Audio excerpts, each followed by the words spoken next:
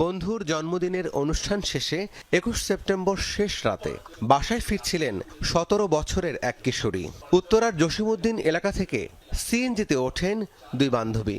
একজনকে গন্তব্যে নামিয়ে খিলগাঁও গোরানের দিকে চলতে থাকে যানটি। কিন্তু বিমানবন্দর ক্রস করলেই কাওলা স্টাফ কোয়ার্টারের নির্জন জায়গায় সিএনজি নষ্ট হয়ে যাওয়ার দাবি করেন চালক।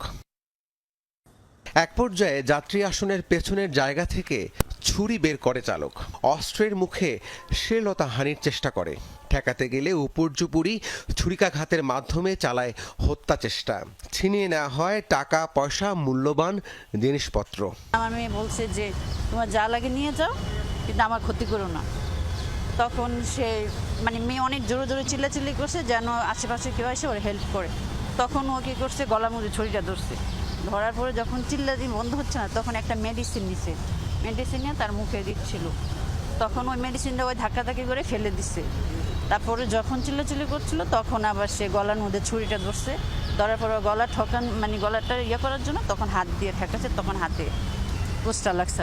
ভয়াবহ এই ঘটনায় আহত কিশোরীর মা বিমানবন্দর থানায় মামলা করেন। মাঠে নামে আইন শৃঙ্খলা বাহিনী, কিন্তু সিএনজি চালকের কোনো তথ্যই ছিল না। তাই ঘটনাস্থলের আশপাশের এলাকার সিসি ফুটেজ বিশ্লেষণ, প্রযুক্তিগত সহায়তা আর কয়েকটি নম্বরের উপর ভিত্তি করে চালায় তদন্ত। অবশেষে দুদিনের গোয়েন্দা নজরদারির পর গ্রেফতার করা হয় অভিযুক্ত চালক এনায়েত হোসেন রবিনকে।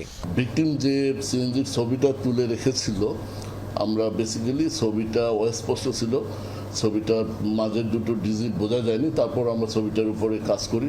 2 দিন ধরে গোয়েন্দারা প্রতিটা সিএনজি পর্যবেক্ষণ করে।